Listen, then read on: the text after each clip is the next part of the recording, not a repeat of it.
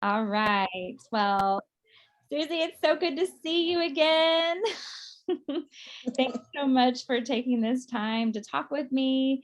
I really wanted our followers and donors just to get a chance to meet someone on the ground who works with one of the organizations that Third Ladder supports. So if you don't mind, can you just tell us a little bit about Home from Home, what it is, um, and then your role specifically within that? Okay, sure. So Home from Home was started in 2005 by two amazing women with hearts of gold who decided that children needed a different form of care. Because a lot of care in South Africa is in, you've got kids in children's homes, and that is not the ideal situation. Ideally, you want children to be in a family Mm. and in a house and live in a street like any other child. And that is the idea that Jane Payne and Pippa Shaper came up with. And they set up what is called cluster foster care homes, where we've got a mom.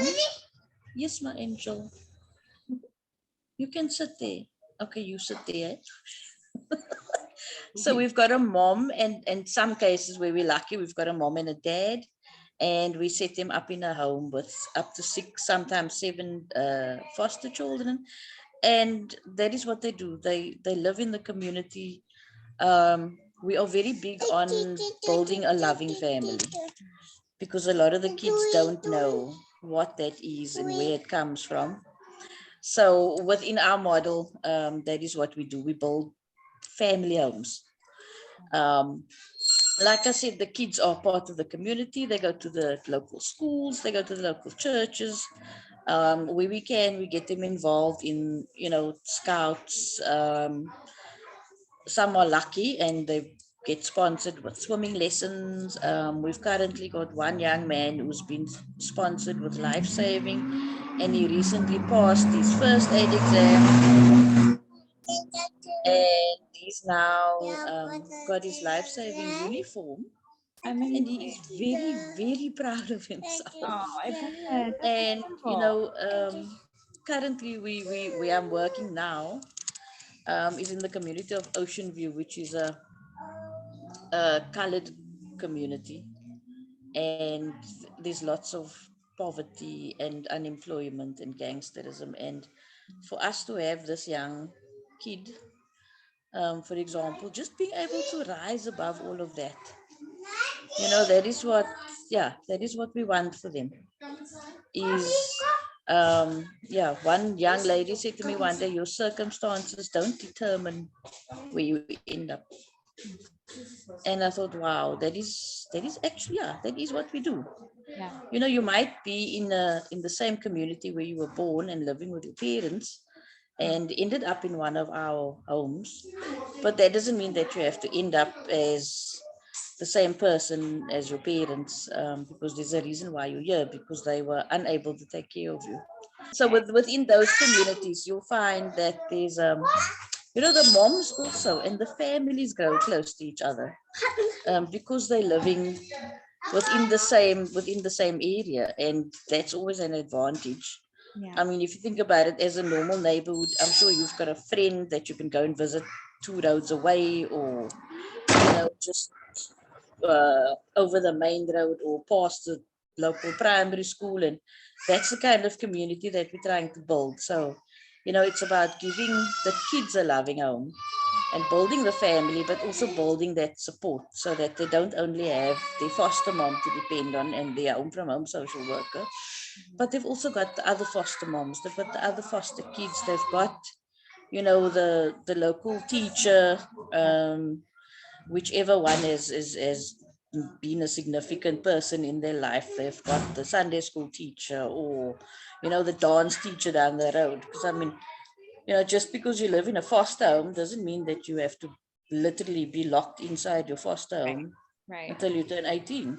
Yeah. You need to be a part of what's happening in the community. Yeah. Yeah. That's one thing that I've always on my visits, when I've been there, that I've been really impressed by. Well, a couple of things. One, the fact that, like you said, it's a regular home. on the street. Mm. There's no sign that says what it is. I mean, it's just very much Yeah. giving these children as much as possible just a sense of normalcy, and then, like you said, family and community. Mm. And then I've also just been impressed by the way that, just like you just said, like the importance of these different people in their lives, and not just the social worker and the mom, but like you said, like another mom or a teacher, or just all these different people that play a role in a child's life, and the impact. Yeah. So no, baby, I'm still busy. I just want to come this way quickly because people are coming home in their very loud cars. So you're So taking I'm gonna sit inside for a little bit. No? I'm still talking to Auntie Rachel. Hey? Okay, when I finish talking to Auntie Rachel, now you need to read me every word on the page. Okay. Is it easy now? Just now it wasn't easy, eh? Not the other one, this one. Okay. I'm just gonna talk to Auntie Rachel a little more. Okay. No, now I need to just move some stuff around there. So just even like with this specific house. So one of the things that the kids are busy with is an art project, which was actually created during lockdown. Because what happened is that with the kids being home, you can imagine, one mom, 6 children, no school. you're like looking for trouble. So this awesome lady named Jill Thackler set up an art mentoring program with some of the kids, where she would send out an artist. Well, initially they started over WhatsApp because they couldn't come to the houses. And I mean, this was their most recent project. They made little journals, you know. And it's just been, it's amazing what art does. So, Tiffy, is this your one? Okay, so this is Tiffany's one, Tiffany that you met earlier on. And it's so cute because she's done the front and she's done the back. I love You that. know? That's so good. So it's, yeah, and they get exposed to so many things. They also did a bit of mosaic work. Oh, that's beautiful. I love that. It's really cool. And I mean, it was so interesting because, you know, with a lot of the kids, they don't have that self-confidence. So we had one young one who, when they started the workshop, she said to me, I can't do this. And I said, sorry, but we don't use that word, can't. You know, I said, there's no word can't. There's only I'm going to try. And I mean, to see her face once they had, what is it that they do, grouting and whatever, and brought it back and gave it to her. And just the whole face just lit up. And you could see that, just that, you know, that achievement of, wow, that's, I did that. Yeah. You know, so here you've got a broken little girl who's done something amazing and she never believed in herself until that moment when it's sort of in her face. So, yeah. Incredible. And that's Sorry, I forgot. I'm not supposed to come outside. I seem to have lost the plot here, or lost the signal. how's this? Oh, that's tutoring happening there in the background. I love it. Kelly, where's the signal good in this house? In the toilet. In the toilet, seriously. Okay, I will go to the toilet.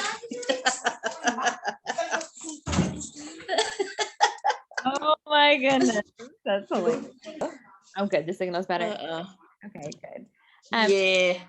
So I was curious, when you say the foster children that are in your care, in home from home care, what does that mean as far as like the length of time? Is it typically short term, or are they with you long term? Well, ideally, according to the court system, foster care is a 2-year placement. Uh-huh. Realistically, we have this problem in this country where there are many people who work with the children, but not many people who work with the parents. And that's a big issue, a big challenge. Because yeah, we are helping the kids, working with them. And if you don't have that same input into the parents, the kids end up just growing up with us. So it's taken, we've managed to make some great strides. From our side, we've got a social auxiliary worker, um, who is like a terrier with a sock, and she doesn't let go. Terrier. If she's got it in her mind that she's got to find this child's family or parents or someone they belong to. Shoo, it's amazing, Rachel. She does it, and for the kids, once they reach 13, 14, they need that sense of identity, and it doesn't always come from attaching to the foster mom. Because at the end of the day, you need someone to belong to. And as close as you are, you're never going to be, it's not the same as knowing who your family is. Because that's all you need. You don't need to go and live with them. You don't need them to come and fetch you, but you do need to know who they are and where they are. So in some cases, we've had good instances where, we find the family. We've had one case where there's a kid who was living in one of our Kailicha homes, and his grandmother literally thought that he had died. And when our social auxiliary worker went to go and find this woman, just the pure joy on her from her on knowing that, here's my grandson. And she just, those moments where, yeah, I can't, you have to feel it. Yeah. Oh. So yeah, those are the moments that make all the nonsense worth it, when you've got kids who are so damaged that they get destructive, or they get, sorry, let me just pause for a minute. As I was saying, so they get destructive, and they will let their anger out on the foster mom or on the physical structure, and they'll break windows and kick doors in, because they don't know what else to do with the anger. So like I say, it balances out with those other moments, like with Tiffany now, she don't Susie, I can read you the whole story. Earlier on we were sitting and I said to her, you need to read me the story. And she said, but I can't. I said, no, there's no such word. I said, we'll practice. And now she came and said, I can read you the whole story when you're done. Wow. So yeah, that's the other part of how we're also evolving, because with the kids getting older, because they stay here for so long, we've also got to think long term and what happens when. Right. So that's where our transition program comes in. So we've got the one house out in Westlake, and it's next to one of the foster homes, which is not very popular with the young people, but tough. Because they're supposed to be independent when they live there, and they've got a foster mom kind of, well, not quite peeking over the wall, but keeping an eye out. So the idea of this program is that where there is nowhere for the kids to go, as in, they really don't have family, they're not at school anymore, they want to sort of get out there and experience the world. So the transition is a bit of a bridging program, where we will take them into a house for a period of 2 years, and just give them that little bit of freedom, but also, make sure the safety net is there. Of course. So they can either go and study, or we'll help them go and work. They have to cook for themselves and keep the house clean. As with any normal young person who leaves home. Except that, yeah, they've got an advantage. All young people who leave home don't have a social worker to call on in a hurry if they're in trouble, So it's quite a nice, it's a brilliant program. Can you just show around the house? Sure, I can do that. I don't know how to do this now. Do I turn it this way so that you can see? Is that a good angle? Yep. Okay.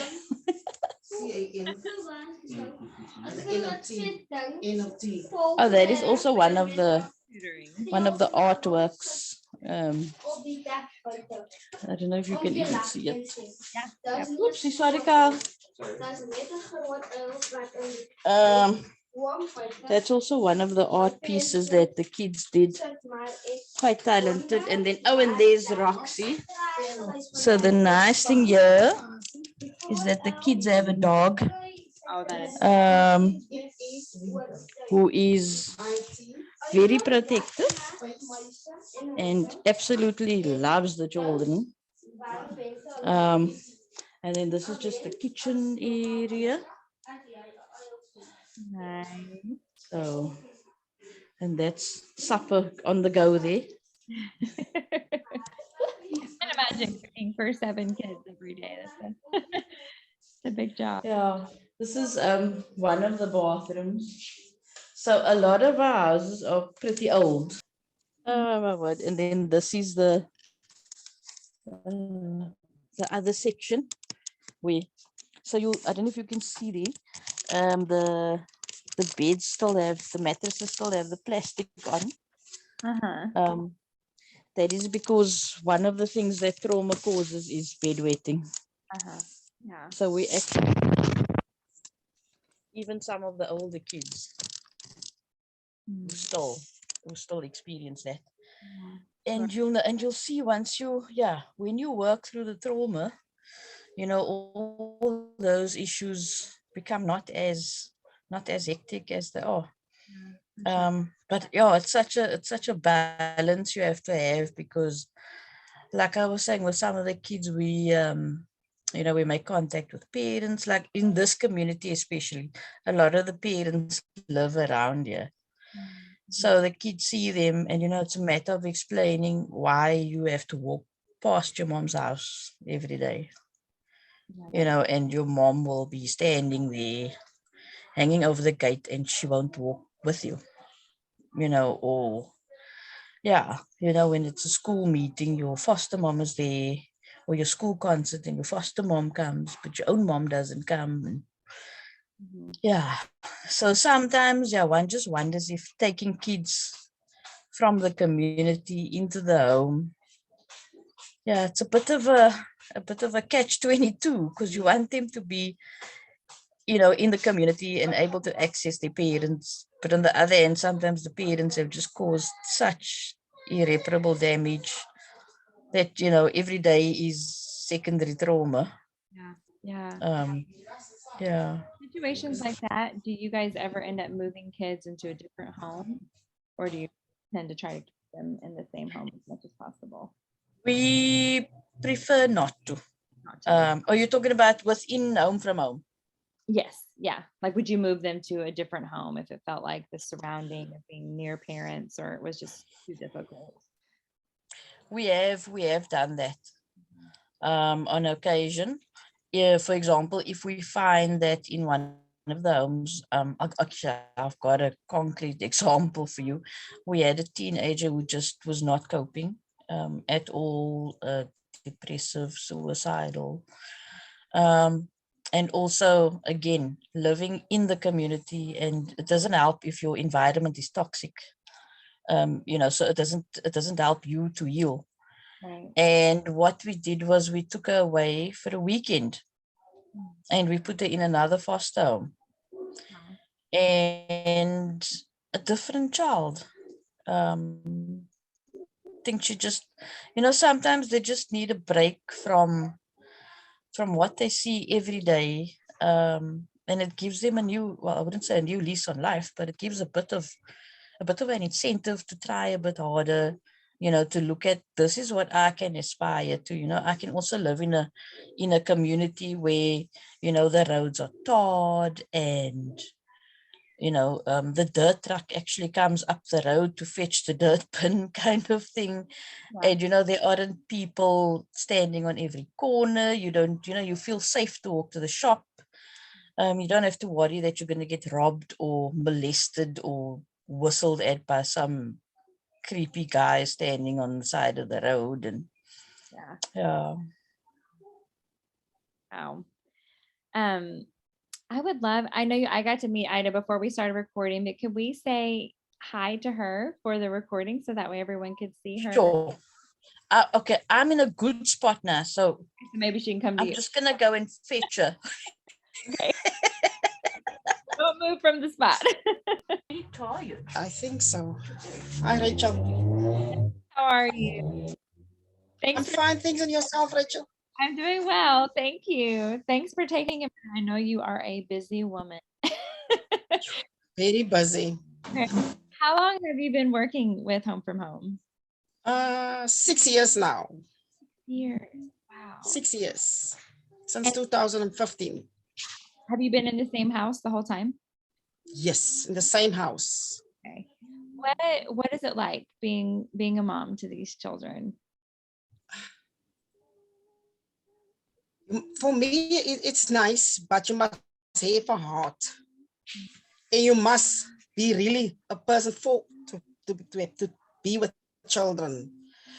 Sometimes it's difficult, but I understand where they come from, what they're going through. So me as a foster mom, I had to make sure that I give them all the support and all the love and all the attention.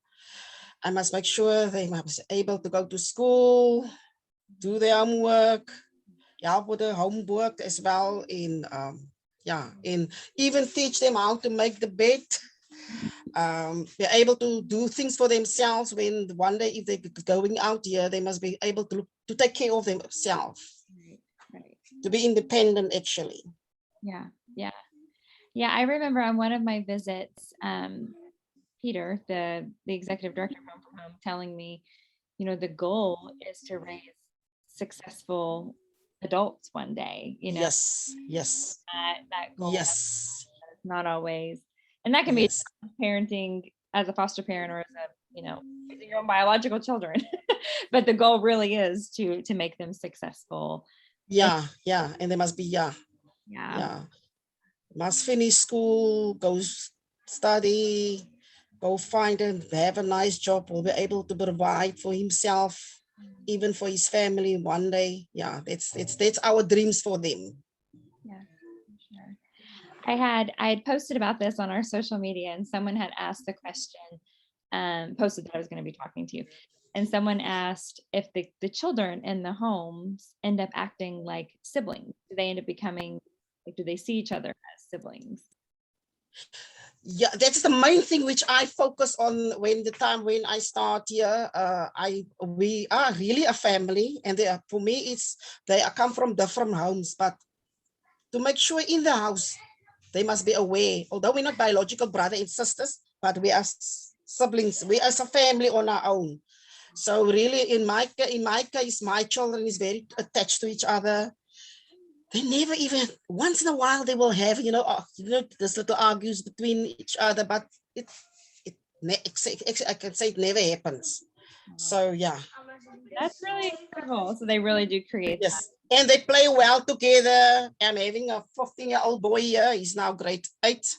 And really, even sometimes if I, don't know something about the homework, he will say, no, Auntie Ida, come, let me help you. And he's supporting me actually with the children. So yeah, we help each other. We are really a family. I think that's absolutely beautiful and probably critical to them feeling secure, that they know they have each other in that way. Yes.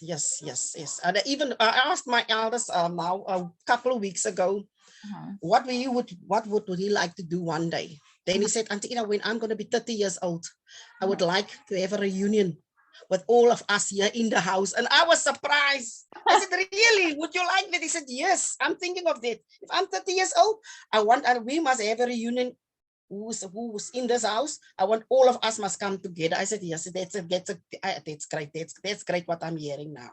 Yes. Yeah. That's a beautiful dream and plan for his life, Yes. thinking about that. Yeah. That's really special. Susie kind of explained this, but I don't know if you could kind of give us an idea of what and I don't want to say typical because I know every child's different, but like a child that's coming into the home, like what is he or she like? What are the circumstances that they're often coming from? Most of them and who's in my background where they come from is where the mothers was using substance. Okay. And we neglected, and some of them has been exposed to wrong things. So and then it's like I'm having one now one most they different, like you said, they are different from each other. So sorry, you must say excuse me. You must check in front. I don't have the keys. Check on the counter. Sorry for that. So when it's for the first years, I didn't have a lot of problems, but now when they start developing the change over to be a teenager, then it's the time when I discover I'm having now with a little difficult time with one of the children. But they do have, I'm not on my own. Home from Home is there. Susie is there to support me. We got therapy, and there's all the things we help them to deal with the emotion situations they actually dealing with. Sometimes, the one like the one is quiet, and the one is quiet, don't say a lot, but then you can see now she's having a problem. Still in the face. I like to look at my children's body language, face expressions.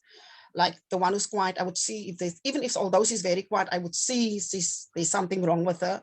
And like the other one who's very talkative, the one keeping me on my toes, she will someone tell me, no, this is wrong, that is wrong. Yeah, she will tell me. So it's difficult. Yeah, it's difficult. They are very different with each other. In each child, you had to like I know them now. I know how to treat them by one by one in who are they and what they really want and what problem I can see and I can work with it. And Susie's there.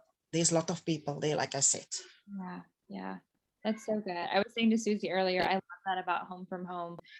Just the fact that there are these different people kind of speaking into the kids' lives, and it's not this expectation. And obviously, you're the one here living the day in and day out. Yes. Having other kind of role models and support for them as well. Yes. Yeah. Yes. Is there anything that for someone who doesn't know about Home from Home or about what life is like there, is there anything that you would like to share for people curious? What Home from what I like Home from Home doing as a company, they give actually the children a better future. We are there to look after them, to help them for a brighter future, and actually we reach out for them. So yeah, that's a good thing they are doing. There's so many children who don't have don't actually have a big. Sorry, my English is not so good. big background. And I even said every day to my children, you know what, we must say thanks God for Home from Home that you are having, actually, I even speak to myself, like I even say, think I'm also like one of them, like we are having a bed for ourselves. You have every night something, we have food on our table, you have clothes on your body. So you must appreciate this, what other people is doing for us, and say thanks God. There's so many people who reach out for children, to help children, for our children. So yeah, that's also thing that I every day, sometimes I have to remind them, appreciate, because people is working hard, who provide us, who do donate the stuff for us. Well, I just am so grateful for you taking the time to talk to me, but also just for what you do. I have so much respect for you. I truly cannot fathom I have one child, and sometimes I feel like life is crazy. And 7, it's Yeah, 7 is, you know, sometimes you feel like, whoa, I want to run. But I said, no, if I'm gonna, what's gonna happen to the, and you know what, this little angel, angel is so, it's in my heart. I love her so much. The time when she arrived here by me, she was 1 year, 5 months old. She couldn't crawl, she couldn't walk, she couldn't talk. That was December 22, yeah, 1 year ago, 2020, yeah, 2029. She came here. In February month, Angel was, she was start walking, and I was so excited. And what I can, you know what also made me proud as a foster mom, when all my children was doing very well at school, when they tell me, Auntie Ida, there's a ceremony, we had to go get our certificates. That's one thing really, when you can see, no, you do, there is something you do good for the children. Yeah, and look at Angel. She started today, Chris, and I was so excited and worried. Oh, she's gonna cry, but she didn't. She's a big girl now. Oh, I love it. I love to just even hearing you talk about them. I mean, I can see the pride and the love as you speak about them. Like, just clearly your heart is 100% with them and for them. And Yes. I will climb a mountain for them. amazing. Well, thank you so much. And like I said, you're a hero. It's what you do. I know that you Rachel. don't get a lot of acknowledgement, and obviously that's not why you do it, but it's truly incredible what you're doing for Yes. these children. So thank you, and for talking to me today. Thank you.